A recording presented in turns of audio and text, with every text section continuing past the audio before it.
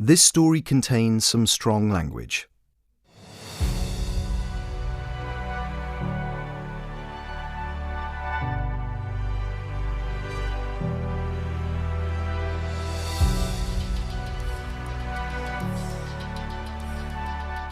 Day 13.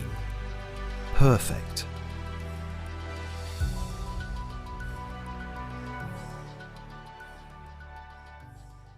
Lars pulled back the heavy curtains to reveal a glorious day. A snow had fallen overnight, but the rising sun hung proudly in a blue and pink sky, mirrored vividly by the fresh white on the garden and hills beyond. He felt the warmth on his face and a satisfying emptiness in his stomach where a ball of nerves had been the night before. Today was the final interview, the last step towards a new life, and he had worried he wouldn't fall asleep. But he had, and as he had promised himself, everything would look better in the morning. He swung his legs out of bed and found the floor to be surprisingly cold on his bare soles. It almost took his breath away and made him laugh. He slipped on his dressing gown and made his way to the kitchen. He had already decided he was going to treat himself to the expensive coffee this morning. He might have saved it for after the interview or even after getting the job, but he had come a long way to reach this point. He deserved it. As he reached for the jar in the cupboard and brought it down, he caught the edge of the shelf and knocked it clean out of his hands. It hit the kitchen floor and shattered, a centimetre from his toes. How lucky, he thought. He went to retrieve the vacuum cleaner, some newspaper for the glass, and as he was doing so, he couldn't shake the feeling that something was odd. He stood in front of his cleaning cupboard, hands on his hips, trying to place what it was. Then he wrapped his dressing gown tighter around himself, sighed, and shuddered. The house was freezing. He checked each radiator on his way back upstairs to get to the attic, all turned on, all stone cold. He tugged on the cord to open the hatch up into the roof space a little too hard, and it snapped, the little plastic toggle whipping around and catching him in the eye. "Mother of..." he cried, rubbing his eye and weeping from the other. Once he had recovered, he spent 10 minutes on a chair with an unwound wire coat hanger trying to wrench open the attic hatch. Finally, it gave way and sent the folding ladder down towards him. He clambered up, coughing through dust to get to his ancient boiler.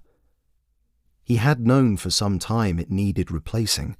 It was certainly on his list after getting the new position. He glared at the thing as if he would know what to do. He touched each pipe coming in or going out and turned some handles. Nothing. No noise, no heat, no chance. He would need to call the... As he took the step backwards, his foot went straight through the floor. Except it wasn't the floor, it was the ceiling of his bedroom. He could see the beautiful morning in the window by his bed, past the shredded fiberglass insulation and red grazing on his thigh. He didn't have long to contemplate this, however, as a sickening pain was spreading up his stomach.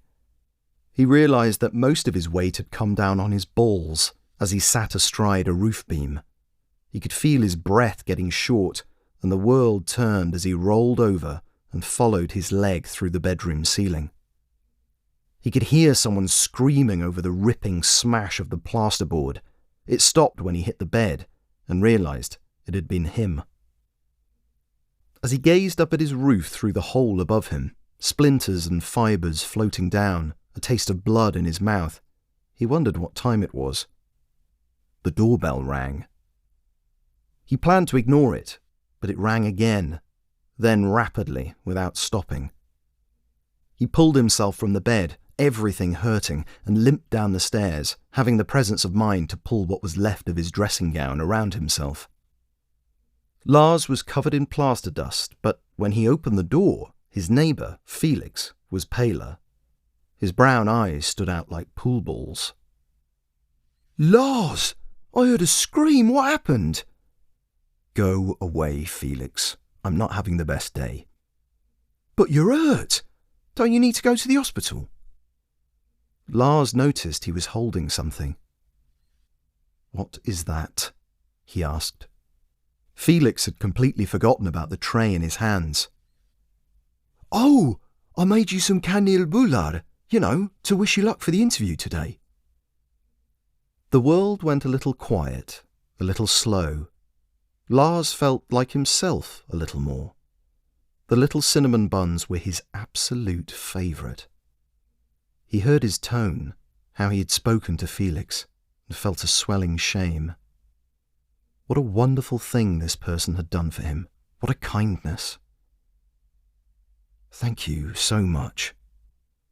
He took the tray and immediately threw it straight back at his neighbour's chest.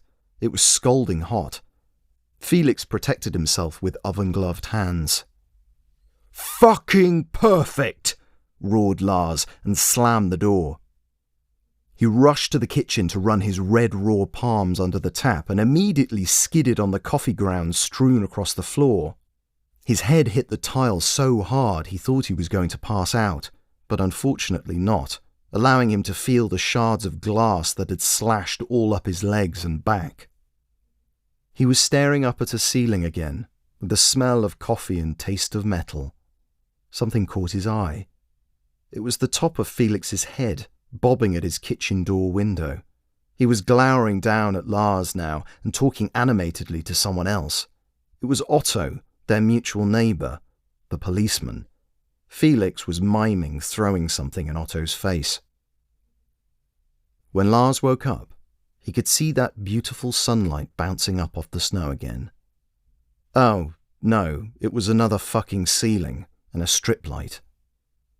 A soft, regular beep and the warm smell of disinfectant told him he was in hospital.